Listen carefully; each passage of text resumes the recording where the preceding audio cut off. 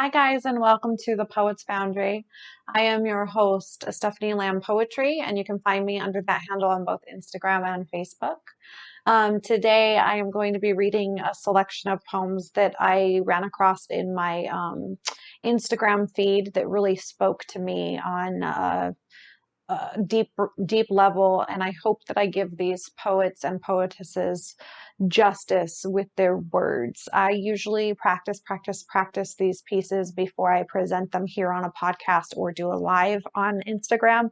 I read some of these pieces over maybe like once just as I saw them in the feed and then saved them. So I do apologize for any words that I may stumble over or any pieces that I may stumble over. That's also part of just my dyslexia. I have dyslexia, so I mess things up sometimes. Um, and if you would like your pieces read or would like to co-host one of these segments with me, please feel free to DM me either here on the Poets Foundry or at Stephanie Lamb Poetry.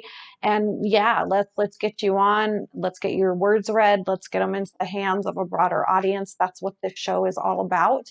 This show is all about honoring and celebrating the words of you as an artist. I like to really stop and take some time to really um, talk about your work and how it makes me feel. Like that's why I read the pieces that I read, is because they really like grabbed me by my heart or my soul or my feelings or whatever. All right, so this first piece is by Ebony Jewel Wing, and this piece is a bit older. Somewhat older. She put it out in January, and it is called How to Break a Heart in 5 Easy Steps, and she says tried and tested successfully on preemie. It also comes with a trigger warning. So I believe for domestic abuse, she doesn't really say, but anyway, she writes for her own healing, and I definitely understand and respect that. Step 5, tell her that she imagined the affair. Ask her if she clearly remembers the text messages of you cheating on her or if it was the effect of mental illness, hallucinations, in fact. Ask her again and again because any lie repeated becomes the truth, they say. Convince her on bathroom floor that it was an hallucination and she was indeed mad. She will believe for the next 4 years that maybe she was indeed very, very mad. Step 4, listen to her rant and nag about your affair. Stand with your back against the wall. Do not make eye contact. Look down at phone and laugh at memes. Occasionally say, go on. And when she asks, please, are you listening to me? Say, oh, can you repeat that? And make her describe the affair again. Repeat former actions with back against wall until she falls on the floor. Now call her dramatic.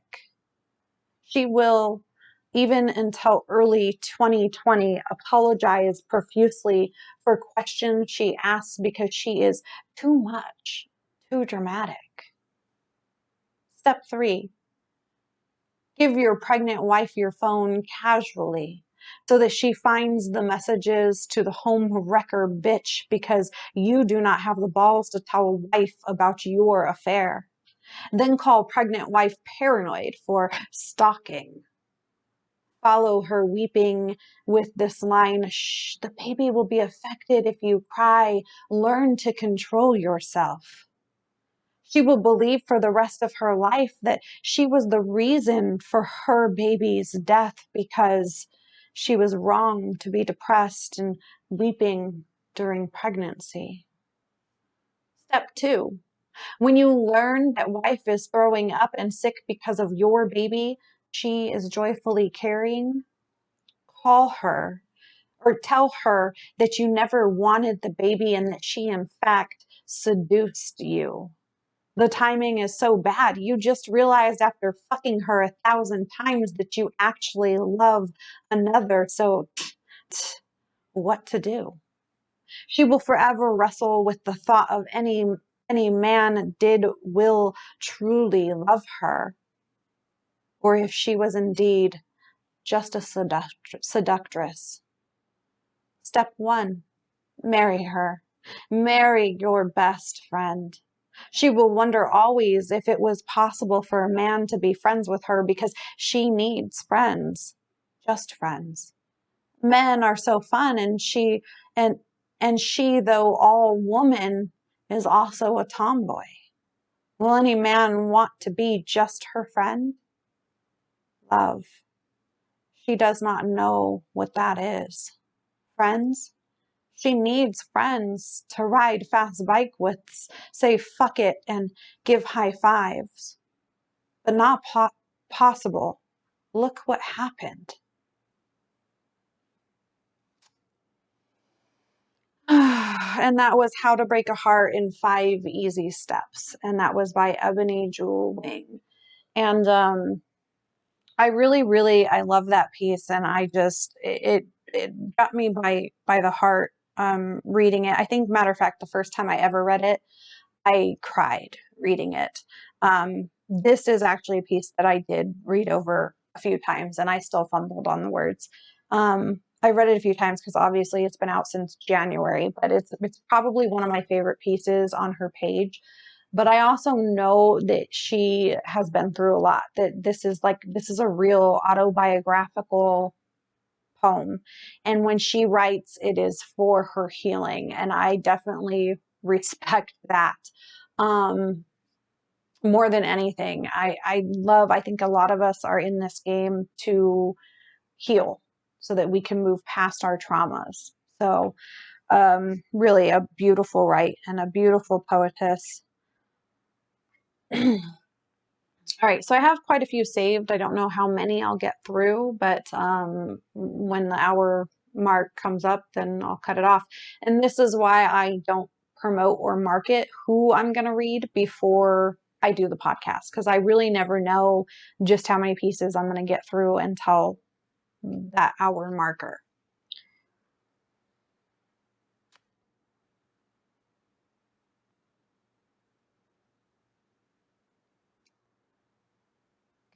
This one is by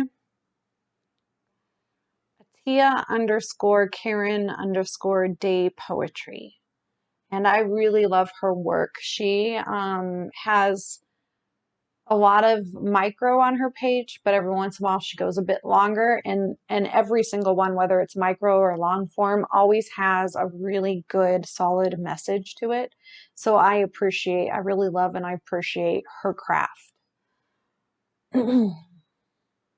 I believe this is called Worthy.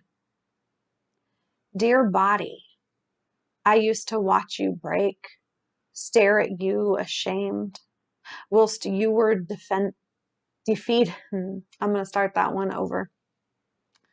Dear body, I used to watch you break, stare at you ashamed, whilst you were defeated and at your weakest.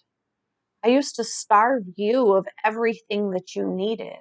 I used to abandon you when your heart was bleeding.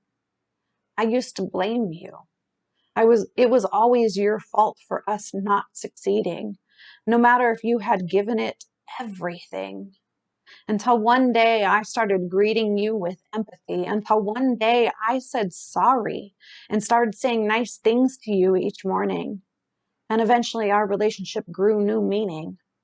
I started seeing your bravery and strength, your extraordinary ability to mend, to fall down and get back up, and again and again. I saw how equally beautiful you are when you are crying or smiling. Started taking pride in watching you keep fighting. I started loving you, forgiving you, and respecting the amazing job that you do. Thank you. That was Worthy by a Tia_Karen_Day Poetry.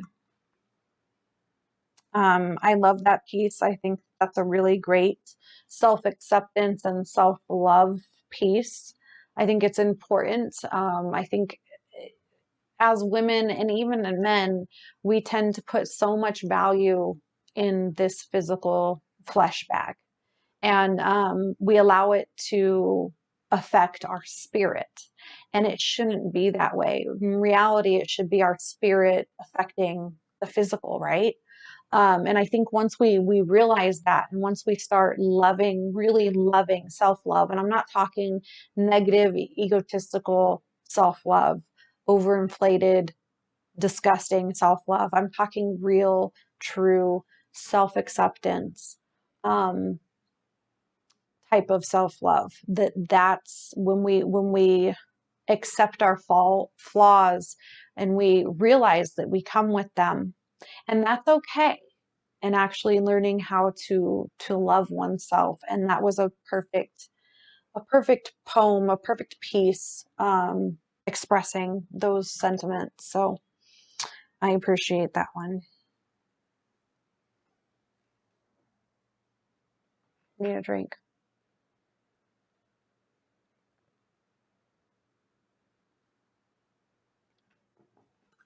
Okay, so this next one that I have for you,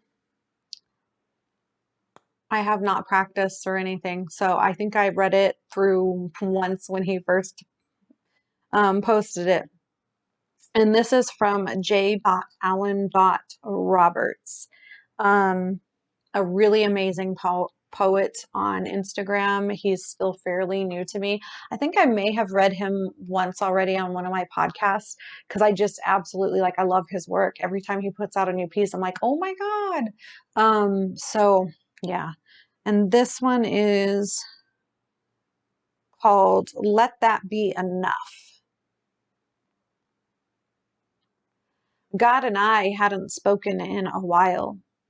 I suppose that it was my doing, but with him being a listener and whatnot. I used to pray for understanding, to fit in, for change of heart. I spent a lot of time on my knees pleading for things that I thought would bring me joy. Night after night, Sunday morning confessionals, countless bartering to get my shit together in exchange for what I imagine would fill my soul. There were a lot of tears and anger involved when it came to getting what I wanted. There was resentment and solitude, stubbornness, and the ever present quiet. He was either sleeping or didn't give a shit about what kept me awake. He watched the struggle, the time pass as I filled one glass after another. In all his greatness, he couldn't save me, or simply refused to. I became hardened and calloused, and my heart had become nothing more than a pace counter, cold and ticking. People come and go. You learn to protect yourself. You become numb and unfeeling. You get stagnant and comfortable in the curve. God doesn't accept the defiant. It causes him to cringe, get an ego, and stage right exit leads to an alleyway. He's not impressed by black velvet and brown suede. It's the broken he seeks, hopeless, lost. Kids in worn sneakers, drunks that have hit rock bottom.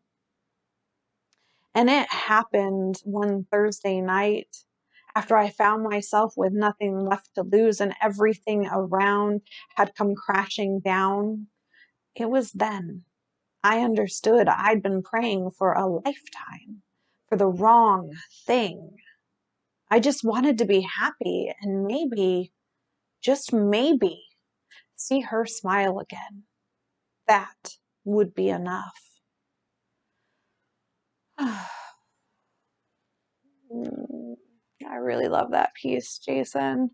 Um, it's one of those pieces of, like, I think we've all been there, up late night and um, praying to God and asking.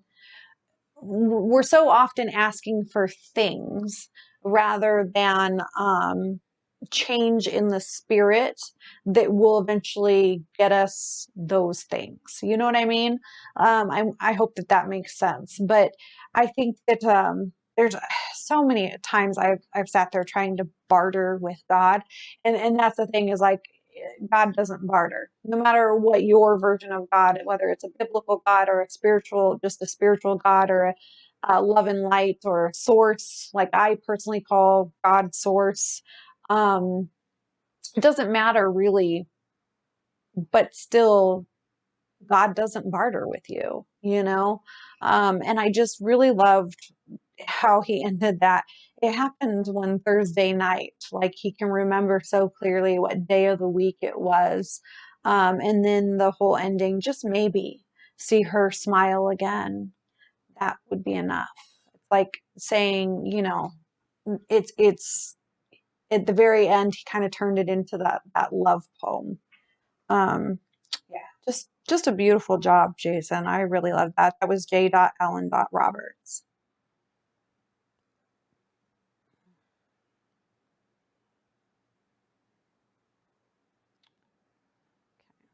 This piece is by a poetess named Esther Poet. All one word, no dots, no underscores. And I don't know that this one is titled. Purple, the color for strong women, my mother boldly says. I am not sure what she means, but she isn't completely right in the head. The look in her eye, the look in her, you know what? I'm starting that one over. I just keep messing up and I'm not going to re-record just because I mess up. This is, again, Esther Poet. Purple, the color for strong women, my mother boldly says. I'm not sure what she means, but she isn't completely right in the head. The look in her eyes when she is distressed, when panic takes over, taking her breath. While she speaks some nonsense, I pretend it isn't real. A cloud of vape in my head. It is digging like a drill, all that is said. 1, 2, 3. Elementary tears roll down the same way they do from pine trees, thundering clouds. Lightning bursting in the shell, my head. Purple, the color for strong women, but I am gray instead. Whew. And I'm going to go ahead and read the caption. She said, I wrote this years back when my mom had a psychotic break. You will never truly understand a mental illness until you have it yourself, but it really does affect the people closest to them. It was so scary. Thankfully, she is medicated now and doing much better. People who have mental illnesses are still people. Don't ever think differently. My mom is the strongest woman I know. And I love everything about this poem. I love that she wrote a poem about her mother. I mean, that's just so sweet. And two, just the how she brings up the color purple is for strong women. Purple often represents royalty. It represents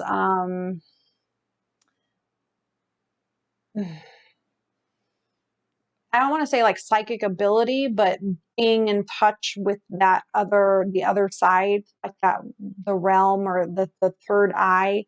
Um, and then she says at the end, she's like, purple, the color for strong women, but I am gray instead.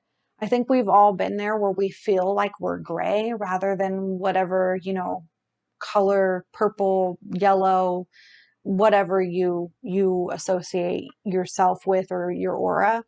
Um, and I can't imagine as a daughter watching your mother have a mental episode, what that must be like. But for her to be so incredibly loving and embracing of it and kind of understanding her mother on her mother's level. Like that's a big part, I think, when I think that the reason that we get upset or angry over something that somebody says or does is because we don't understand them from their own level. Like we haven't walked in their shoes. And that's something that I, especially in the last couple of years, have really been trying to practice, is understanding somebody on their level, not mine, because we're all different. We all have our quirks. We all have our pros and cons, our positive and our negative. We all have our issues, we all process things differently. We all react differently. We all have different morals and beliefs. And it's important, especially then, to understand people on their own level.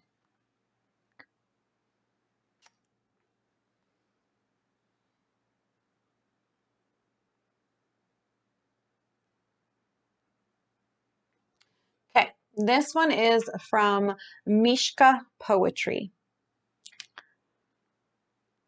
And I will put all of the handles in the description when I post this, on Instagram, Facebook, and YouTube, um, and probably on SoundCloud as well. Anyway, this one is called "There is an X in XY." I think that's what it's called. Mishka Poetry again. I can only love a man who will let flowers grow from his skin, a man who will drag oceans back into his eyes, a man who will glue feathers to his feet to ease his tracks, a man who will pour honey on his hands to soften his touch, a man who knows he will still be a man, even when his tongue is tender, even when his words are satin. I can only love a man who has not lost half of himself at birth. I can only love a man who remembers that he is half woman. And that was Mishka Poetry. And I love that piece because it really shows the whole balance of the divine feminine with the divine masculine, and that you don't you don't always have to be so hardened and abrasive just to be a man. You don't have to, by societal standards, I do, I, my personal view, my personal opinion is that I enjoy a manly man, but I also need for him to be a bit tender, to be at least in touch or know how to get in touch with his softer side. That whole like balance of, like I said, divine masculine, divine feminine. So great, right, Mishka?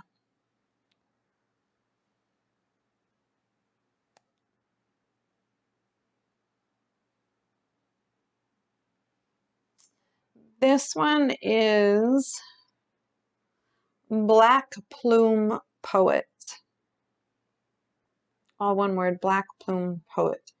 And I don't think that this one is titled.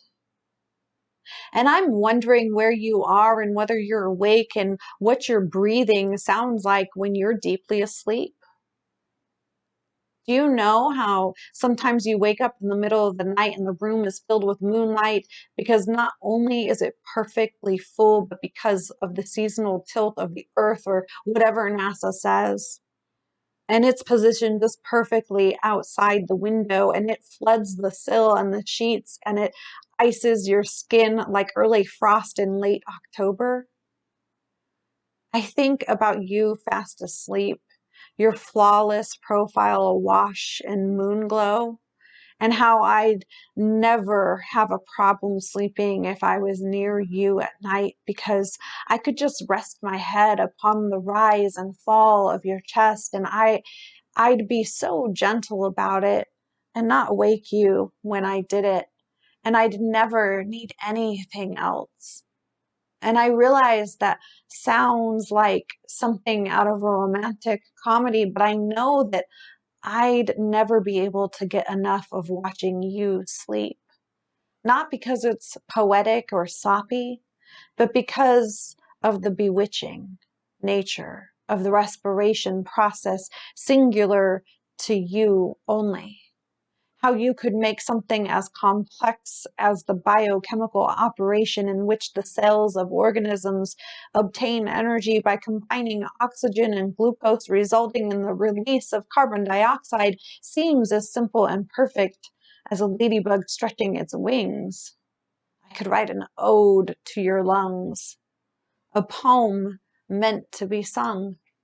Oh, oh, I love this piece. I love how she just like went off in this beautiful prose about the rise and fall of somebody's chest and just the way that they breathe, and how sometimes we can be so in love with somebody that we're enthralled in just every little detail of them. And for her, it was the way the person breathed. Just, I want to just lay my head on your chest and just listen to the sound of the inhale and the expansion of your lungs and the exhale of your breath. Like that is just the way that she like who can do that? Just poetically express just the way somebody's breathing. It's just a really gorgeous piece. Again, that was Black Plume Poet.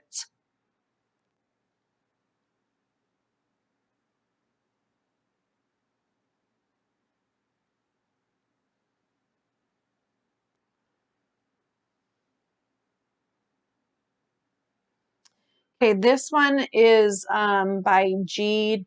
Sanchez underscore writes, and this piece is called hashtag not all old men. And I'm sure that you guys may remember that hashtag trending not too long ago. He released this back in January. So, I mean, I say not too long ago, but I guess it was. Time with COVID has just like, it's like ceased to exist. Yesterday was actually a year ago. So anyway, G. Sanchez underscore writes, and this is called hashtag not all old men.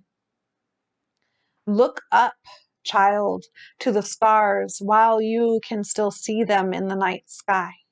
The rockets glare, the rocket a metaphor so obvious they'll milk it anyway. The fires whose origins were stupidly debated. They've always been at war with science. If they could, they'd burn the heretics again and declare the earth they carved amongst themselves the center of this universe. They reduced everything to an experiment. How much is too much? Where was the control? Logic, too. All the privilege, none of the accountability, instead a steering defense. The hashtag not all old men trending. Take what you can carry, child. All apologies are meaningless now. Look up, child, to the stars. Their light has seen every extinction. They've seen how this plays out. Death, rebirth, lather, rinse, repeat. Survival is in your DNA. Mm. I just love the way that he eloquently put the perseverance and the survival of this piece. And I know that it was inspired and it surrounds the hashtag, the not all old men. And I won't go too far into that. I just really I loved this particular piece for its sense of perseverance and then in the last stanza where he says, the stars have seen every extinction. I mean, how true is that? Like, it's it's called science, guys. Like, it's not debatable. It's science. Um, yeah, just a really, really great write.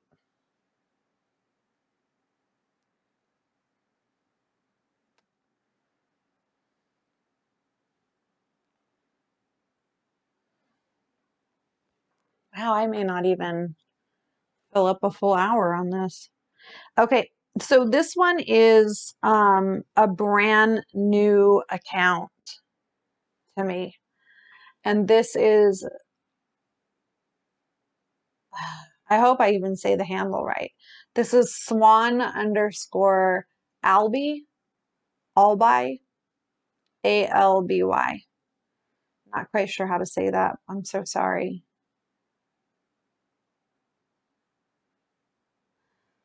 And I don't think this one is titled. There was a time when I didn't feel like living in someone else's body. When this monument of flesh and bone felt like my own. Not anymore. This tomb frightens me now. So I shout at all those paragons of dreams and nightmares to pour my blood out and write me a scene where my own did not leave me, where expectations and disappointments didn't mount my frail body. Can a body be a measure of dreams? Tell me, do long limbs, fair and sharper features, can buy me you? Tell me, does blonde or brunette suit your taste, or do you prefer ravines sprouting out of my scalp? Red roses or dark nights? Am I to become one or wither as one? Do you prefer my darkness to kiss your puny sorrows away, or dawn to break what it is and what I am all? Tell me, love, will my tomb be a sanctuary for you, or will I die for goose and red roses? Turn them white. My night chases purity, not a lie whispered in sheets. Give me a truth, one truth for each kiss you stole from my tomb. I have lost and lost. Not you, but the lilies and gardenias and white roses. And that was a piece by Swan underscore all by. They're a brand new account to me. I just read that piece like literally right before I decided to do this recording, and I saved it so that I could share it on this recording. It's gorgeous. It's one of those, like, when you love somebody and you want to be anything and everything for them, but you feel like you don't measure up, and you're like in that relationship and just asking them, like, what do I need to do? Which, by the way, I don't believe should be a thing. Like, you shouldn't be with somebody if you're feeling that way. If you feel like you can't measure up, or like you're asking them, like, what do I do to make you love me back? Then they aren't worth what you're giving them. They're not worth your love and your time. But I just adored this piece. And then I love at the end, it's like she took back her power and took back her, her self-worth, and said, I have lost and lost and lost, not you, but the lilies and gardenias and white roses. Like, I've lost things, but that I valued, but you weren't one of them. Matter of fact, you lost me. That was a really, really gorgeous. I loved that piece. Okay. This next one, whew, I'm going to try to do this justice. This is from one of our very own Poets Foundry family members.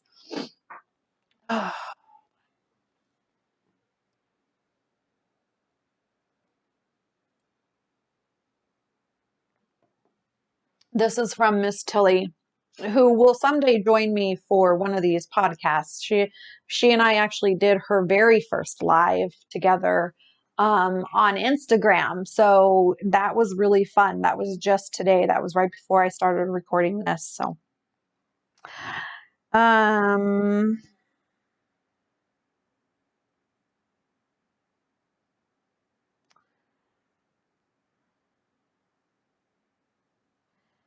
This is, I believe it's titled Anyone, and she's got these little snippets on the cover picture that says like, dream a little dream of me. The darker the night, the brighter the stars. This is an absolute fire piece, so I really hope that I do it some justice.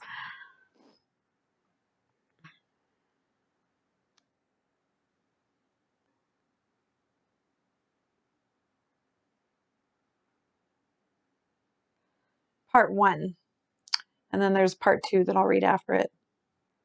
Blue eyes peering upon the screen, and I am left reeling as this place leaves behind stains, and I try to rewind time to a moment when people were nice and authentic, but I guess that was replaced by silly games and slutty ways as grace and virtues have lost their way. But preach about love and light when your energy has me reaching for my obsidian night. Guzzle holy water by the gallons to douse out the poisons of your supposed talent. And then upon the return, I see repeated lines as they compliment me, copy and paste, or an app to replicate. Either way, dear God, are you that fucking lazy? Click, click, click, tap, tap, tap. Hope you plan on scratching my back, or better yet, invite me over. I'll suck you off as you finger my four-leaf clover. The light suckers and moths come a-flocking, and I see you far before you come knocking. It's quite obvious, not genuine in how you breathe, but remind me, yes, remind me, how you are healing as you pick your wounds to bleed all over again and again and again while you swoon over someone else's man. That's right, I said it. My goodness, hasn't the violin string frayed and snapped by now because caused by this insanity? I'm dismayed. You keep rubbing them off so profusely while screaming, "Love me, I'm worthy." Well, let me lend you some harsh truths. Love in light is mostly a falsehood, but Sisyphant stitches, and I know I said that word wrong. Sycophant stitches love to make others their bitches. If you're part of the club, we won't shun you or give stitches except in DMs when we all gossip about you. Because no one here is truly your friend. Do they have your address? Do they help you mend? I didn't think so. You've mentioned them at the dinner table then, right? Oh, that's right. I almost forgot. Your husband wouldn't like it so much. Rightfully so, too. To hear how you have a couple internet buddies you like to cyber fuck, you're slowly being buried while claiming you're blissfully, happily married, stringing along as many as you can find, hook, line, and sinker, but not all are blind. So by all means, take a stand. The ego has a funny way of exposing truths that your eyes mistake. You're just obtuse. Part 1. And we'll go to part 2 and then we'll talk about it. Part 2. So let me remind you that this place here is a fucking acid lake where water is misused, bubbling full of goo, full of guppies wishing they were a well, but really you're all a bunch of nasty snakes that can't compare. I don't really care to lose friends or follows. Oh no, I lost someone who never asked of my tomorrow. My soul, my poor soul is filled with such sorrow. I have my circle, I have my tribe. Not anyone here could change my mind. And you might ask then, why are you here? Damn, yes, why? Well, dear, if I know myself, what do I have to fear? If I know me, I practice and exhibit what I'm working on embodying. How explicit. Some are truly here to spread a message, not to sink teeth in or hate or be aggressive. Be aggressive. Be aggressive. I came here over a year ago to share my story of how wolves rarely show. They keep to light low. Now is the time for the collective to awaken. Now is the time to voice fury over pain. Now is the time to fight against those who see women and children as a meal to dine. Now is the time to advocate. Rise up against this game. To face my abuser because guess what? Mine's still free and lives just down the street. No, really. This is therapy. I'm not here hunting for a dick to lick while I finger myself quick. No dick pics. I'm here for me and my story, awareness. That's it. So sit the fuck down. Stop dancing like a clown. Quit being so damn submissive to a mob that doesn't give a shit. It happens so quick. If you're happy, just make it snappy. Don't hesitate in how quickly you fawn over another man's gate. It's really second rate because that's what this place has become, a breeding ground for sluts and man whores who's just looking to come. Oh, please, just fuck me. Most of you wouldn't know how to be loyal if you had a magazine waiting to recoil.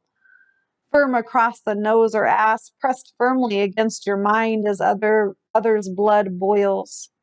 I must go now and gargle some gin. Just thinking of others' sins has me gagging on your fake ass grin. Just because, just thinking of you makes everything crawl out of my skin. This is Instagram. Whew, whew, whew, whew, whew. Yes, all the fire, all the snaps, wow, that piece was just so amazing. Both of them, like the two parts, I couldn't have said it better. Tilly and I have had many, many conversations about how the authenticity of some of these social media platforms have kind of lost it. They've kind of lost their way on what it was originally put here for and what we originally came here for. It is about the art, and if it's not about the art for you, then you're in the wrong place, or maybe you're in the right place, because that's what it's turning into. It's turned into a popularity contest, a circle jerk. You scratch my back, I'll scratch yours. If you follow me, I'll follow you. If you like my work, I'll like yours. Cool Kids Club. I mean, I could go on, but I won't. Just that was an incredible piece. And this woman, Miss Tilly, is always so full. She's full of both love and compassion. She's also full of fire. And she's not afraid to speak her mind. And I think that's what I love and adore and respect so much about her. Just a really overall amazing poetess and person. Just as a person, she's just so incredibly great. And yeah, so that was tilly.mcgill.firefly, and I will have her handle in the description as well. And this one, I hope that I read this with justice. This is a new account to me. But I automatically had like a connection, a kindred spirit, a sisterhood feeling with this woman. She was absolutely amazing. Our stories are very, very similar. This is Zen for the Pen.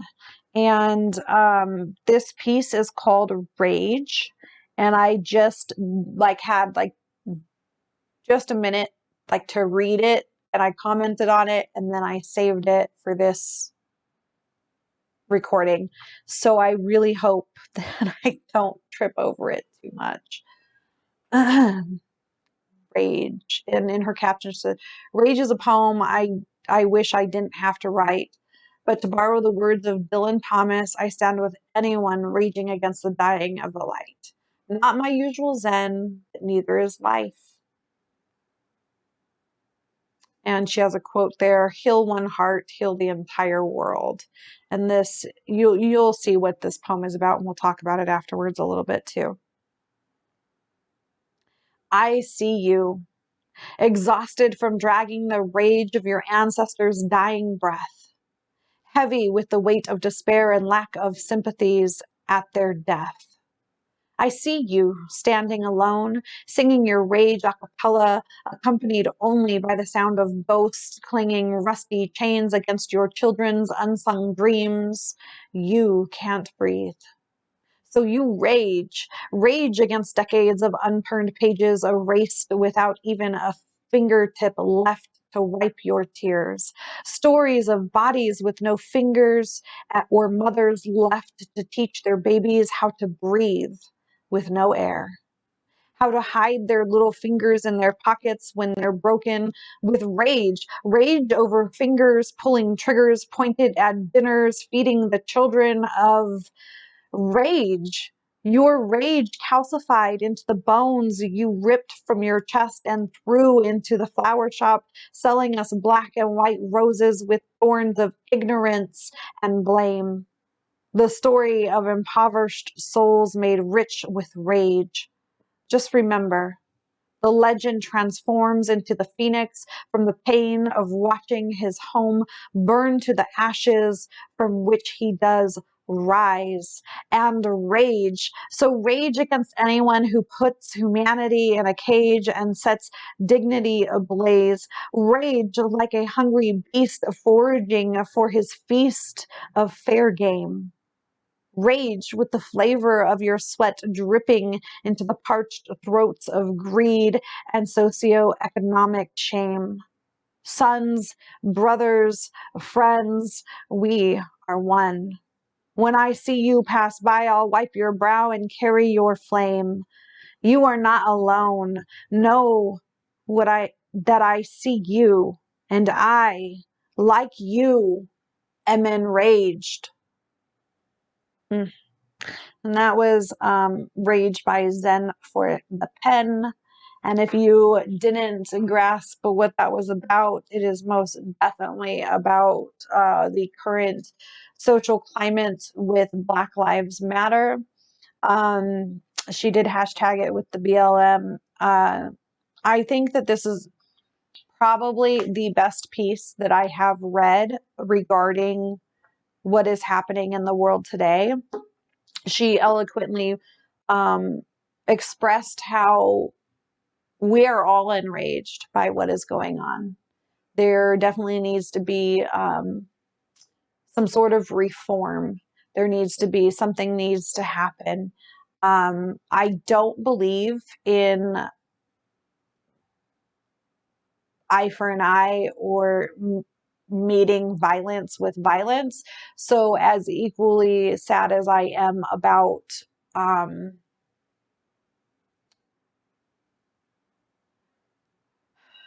about Black people dying at the hands of police officers, I am equally saddened and enraged by peaceful protests turning into riots.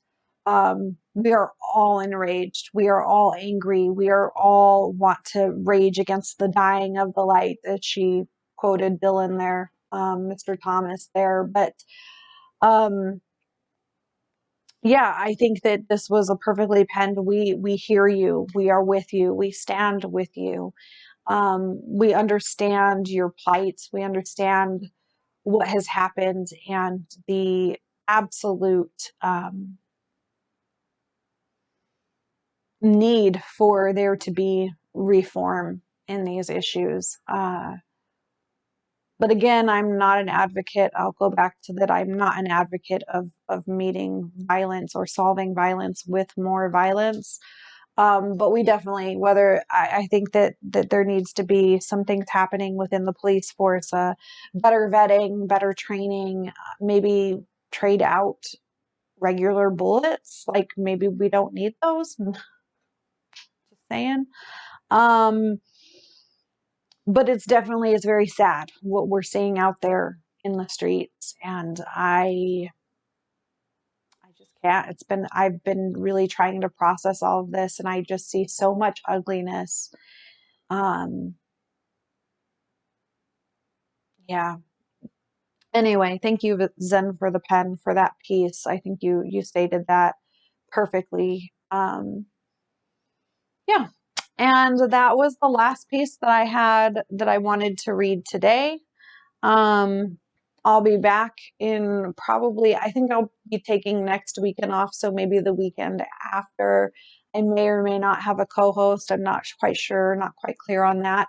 If you, again, if you would like to help co-host or you would like to get your work read here on the Foundry, just DM us, tag us in your work, and we highlight the people who tag us, we highlight them in the stories because we reserve our feed for publishing opportunities. So be sure to check us out on Instagram and Facebook, and take a look at any of the publishing opportunities that maybe might suit you.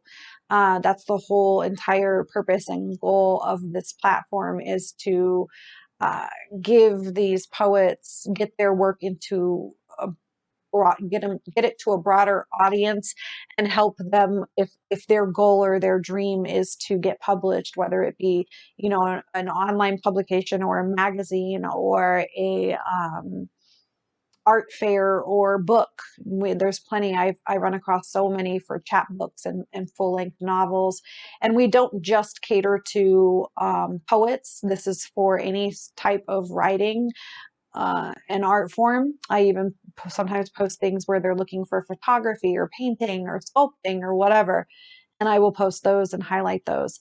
So, but back to, if you are a poet or a writer and you want to co-host one of these segments or have your work read by me or one of my co-hosts, then please just DM us here on the Poets Foundry, or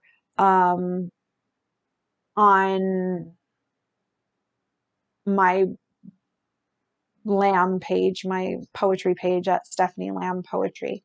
Again, thank you for joining us. This is the Poets Foundry, and I am your host, Stephanie Lamb Poetry.